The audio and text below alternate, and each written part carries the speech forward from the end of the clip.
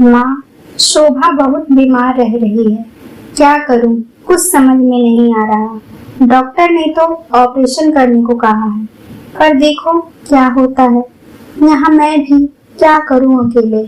Office में भी रहता हूँ तो घर में शोभा की ही चिंता लगी रहती है। रमेश अपनी माँ सुनैना जी से फोन पर कह रहा था, लेकिन बेटा अभी तो 8वां महीना चल रहा है, अभी इतनी जल्दी ऑपरेशन करने को बोल रहे हैं डॉक्टर। माँ, वीकनेस बहुत ही ज्यादा है शोभा को, उसकी देख रेख करने वाला भी कोई नहीं है। अभी वो पहली बार माँ बनने वाली है, उसके लिए क्या सही है क्या नहीं कुछ भी अनुभव नहीं उसे। 2 दिन बाद से 9वां महीना चालू हो जाएगा। डॉक्टर ने साफ कह दिया है कि डिलीवरी ऑपरेशन से ही होगा, वो भी जल्दी ही, इसी हफ्ते के लास्ट तक कहीं कर दें डॉक्टर। और मम्मी, जब डॉक्टर ने कह दिया तो प्रेगनेंसी में रिस्क लेना भी सही नहीं, इसलिए मम्मी मैं आपकी टिकट करवा देता हूँ, आप जल्दी ही यहाँ आ जाओ। यहाँ आपका रहना बहुत ही जरूरी है। मैं ऑफिस रहता हूँ, शोभा घर में अकेले। आप यहाँ आ जाएंगी तो इस समय शोभा को थोड़ा सहारा मिलेगा। पर अब मैं तुझसे क्या कहूँ बेटा, मैं वहाँ पर आकर क्या करूँगी। मेरी तबीयत तो खुद खराब रहती है, मैं अपना कोई काम खुद कैसे कैसे करती हूँ। अब वहाँ जाकर मैं शोभा की क्या मदद कर पाऊंगी। अब वहाँ जाकर करना बहू को मेरे बस की बात नहीं। अस्पताल लेकर जाना, दिखाना, सुनाना, फिर घर में बच्चे होने के बाद बच्चे को संभालना, अब भला मैं इस उम्र में कैसे कर पाऊंगी। अरे बेटा, मैं तो यही कहूंगी कि तू बहू को मायके ही भेज दे। मम्मी, अब शोभा को इस हालत में मायके भेजूंगा तो वहाँ के लोग क्या कहेंगे। अरे बेटा, तो मैं क्या करूं, मैं तो खुद बीमार रहती हूँ। अच्छा चल, तो उसकी माँ को ही यहाँ बुला ले, उसकी माँ तो वैसे भी हट्टी कट्टी है, सब कुछ कर सकती है। और कहना क्या है, कैसी माँ है वो, उन्हें तो खुद ही बेटी को उसकी इस हाल में मदद करने आना चाहिए। उनकी ही तो बेटी है, उन्हें ही करना चाहिए। सास भी करती है, पर अब मैं तो बीमार ही हूँ और दूर भी, तो क्या करूँगी। बहू के मायके वाले करें, मैं नहीं आ सकती।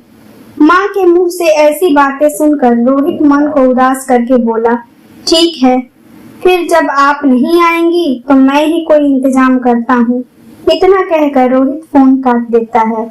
शोभा के मायके में भी उसकी भाभी सीमा को कुछ महीने पहले ही बच्चा हुआ था, तो उसकी माँ वहाँ पर बहू और बच्चे की देखभाल में व्यस्त थी, इसलिए रोहित ने उन्हें नहीं बुलाया। जब अपनी माँ इस समय साथ नहीं दे रही थी तो सास को बुलाना रोहित को सही नहीं लग रहा था, वो भी कब, जब वो वहाँ अपनी बहू के साथ थी। रोहित अपने आप को बहुत ही अकेला महसूस कर रहा था। वो समझ गया कि अब उसे अकेले ही सब संभालना था। उसने घर के काम और शोभा की देखरेख के लिए एक मेड को कुछ दिनों के लिए रख लिया, वो भी ऑफिस से जल्दी आ जाता, फिर थोड़ी बहुत हेल्प शोभा की वो भी करता। जल्द ही शोभा ने ऑपरेशन से एक प्यारे से बेटे को जन्म दिया। शोभा आज बहुत खुश तो थी क्योंकि वो माँ बन गई थी, पर उसे इस बात का बेहद दुख था कि उसके साथ उसके अपने कोई नहीं।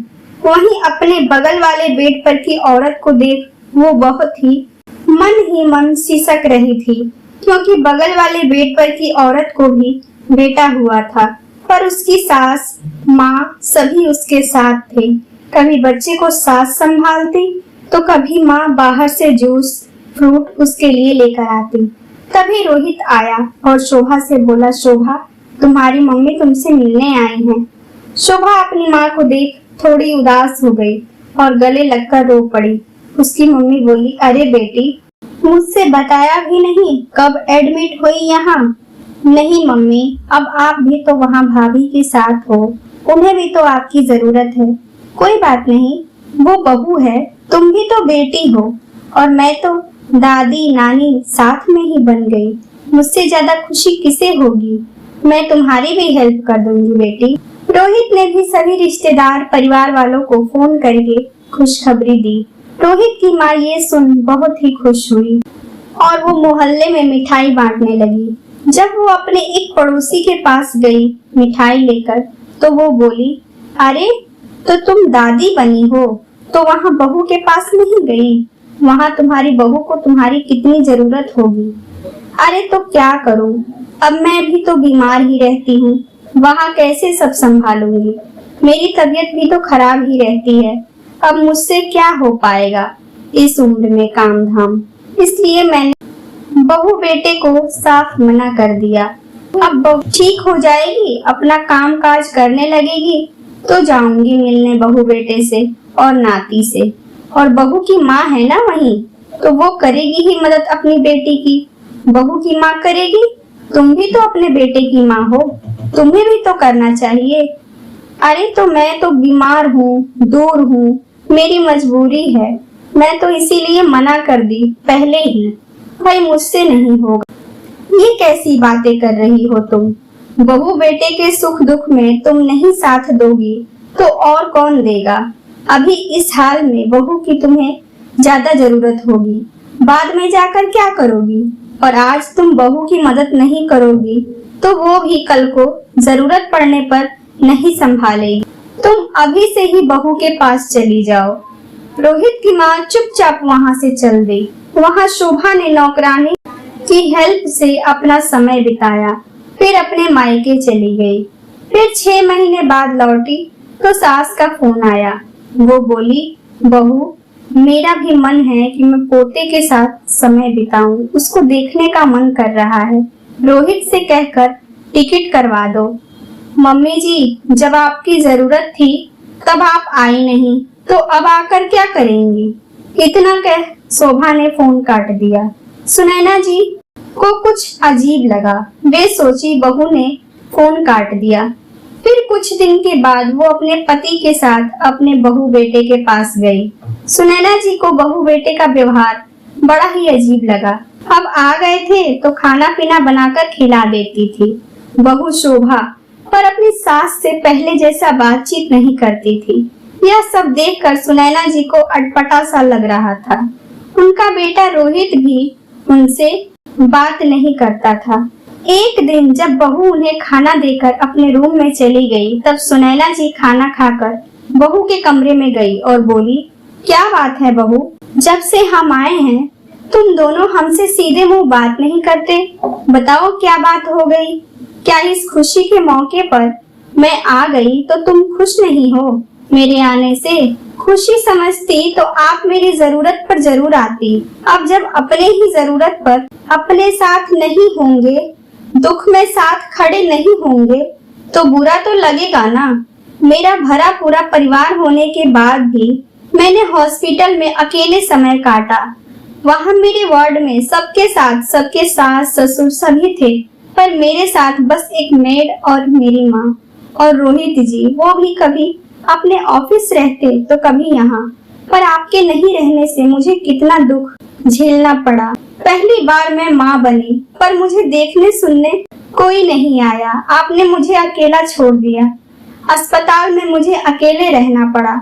कभी कभी माँ घर चली जाती तो कभी आती या कभी नहीं आती, पर आपने मेरा साथ नहीं दिया। कैसे समय बीता वहाँ वो मैं ही जानती हूँ। इतना कहकर शोभा की आंखें भर आई। बहू के आंसू देख सुनैना जी को अपनी गलती का एहसास हो गया। वो बोली, मुझे माफ कर दो बहू, सच में शायद मैं गलत थी। मुझे यहाँ आना चाहिए, तुम्हें अकेला नहीं छोड़ना चाहिए।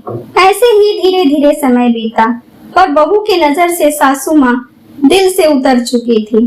पर वो बहू होने के सभी फर्ज निभाती थी, पर वो इज्जत और सम्मान अब उसके दिल में नहीं था अपनी सास के लिए। उसे हमेशा ये खलता कि दुख में उसने अकेले समय काटा।